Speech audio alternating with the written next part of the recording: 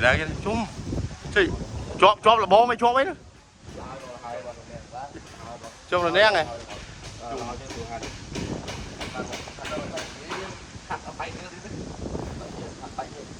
បាយយើងសុខភាពល្អទៀត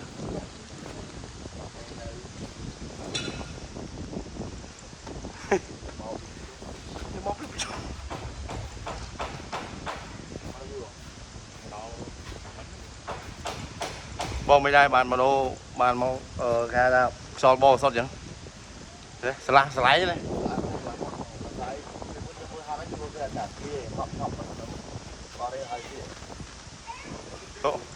ហាត់បដៅមើលដល់ជើងមេឃអូយបងប្អូននេះបាទក្លឹបលោកគ្រូបាទលោកគ្រូភាពបាទពេញលេងហើយបងប្អូនបាទការខ្ញុំមកដំបងហ្នឹងគឺអត់មានតន់មានអីទេតែទេសុតបាទមកលមុនបានតែត្រឹម 20% ទេបាទឥឡូវនេះបាទហើយបើនិយាយរំទៅ 100% នេះគាត់ថាចាប់ចែងគេថាអីនៅចាប់ជ្រីតិចទេបាទហើយលោកគ្រូពងធ្វើលបងលោកគ្រូបងអត់មានដាក់បងអត់មានដាក់ចិត្តទេចិត្តទេលោកគ្រូណាបងឈឺបងតុងមួយបាទលោកគ្រូបាទយើងជើបងនេះដើម្បីយកចោលអាកាសចូលច្រើនហើយលក្ខណៈជនបទបាទលោកគ្រូសម្រាប់ក្លឹបនេះហើយ 100% លោកគ្រូមិនដែរវាអត់តនេះវាមកកៅ97% បាទអញ្ចឹងគេថា 100% គាត់ថាយើងនៅកែកុននេះតិចតួចទៅបាទតាមវាអត់គាត់ហើយកន្លែងនេះខ្ញុំថាអត់ដាក់ចឹងទេអាចនឹងដៃអត់ដាក់ចឹងទៅដើម្បីវាលក្ខណៈជនបទខ្លះបើយើងចិត្តពេកដូចក្រុងដែរលោកគ្រូនេះអញ្ចឹងមានន័យថាលោកគ្រូធ្វើរៀងប្លែកតិចកាមកជួនហ្នឹងកាហ្នឹងអូលោកគ្រូវាយផ្កាហ្មងអូអត់ទេមើលទៅឃើញអូមើលទៅឃើញស្អាតបណ្ដោយបាទលោកគ្រូសម្រាប់ការធ្វើនេះវាយើងគិតថាលោកគ្រូមិនថា97គេថា 100% ចឹងថាការចំណាយវាចូលខ្ទង់ប្រហែលណាមើលសិបទៅចូល70000ណាចូល70000លោកគ្រូវាដំបូងនិយាយថាទេអត់ថាมันល្មមទេអស់តា 35000 ទេដល់ពេលមួយគុណជា2ជា3បណ្ដោយចឹងដល់ពេលអ្នកអញ្ញាស្មារវឌ្ឍនៈគាត់ឧបត្ថម្ភ25000ទៀតមក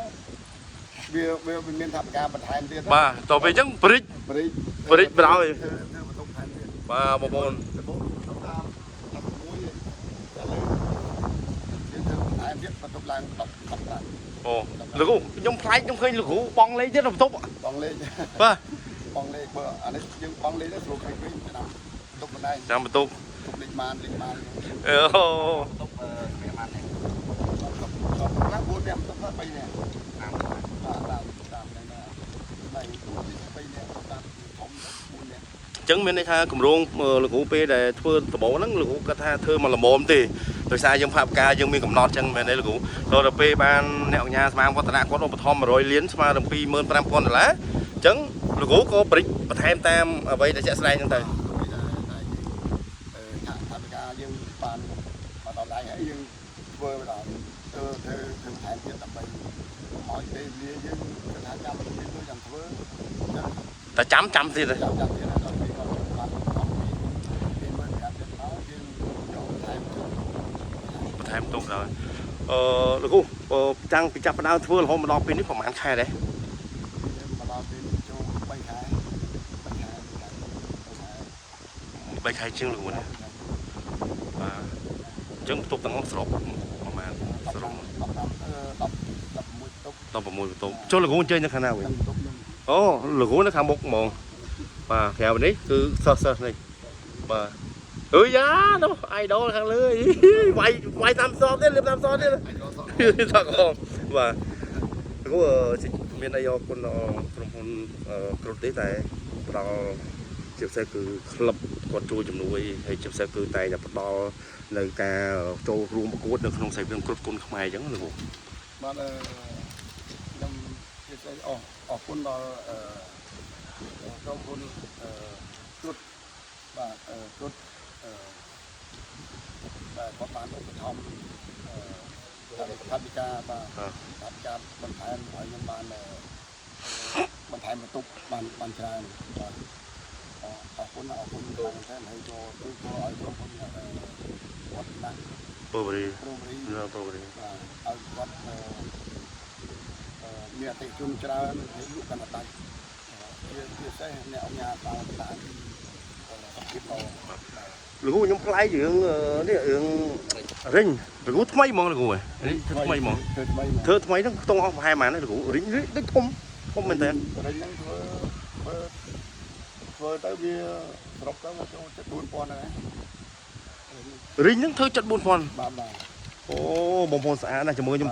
បងប្អូនចាំទស្សនារូបភាពរិញហ្នឹងបាទខ្ញុំថតនឹងបញ្ជាក់ទៀតថ្ងៃអនាគតយើងគ្រូគាត់ថាចង់ជំរិចទៀតទៅដល់នៅតែប៉ុណ្្នឹងគាត់ថាប៉ុណ្្នឹងវាគ្រប់គ្រាន់ទៅដល់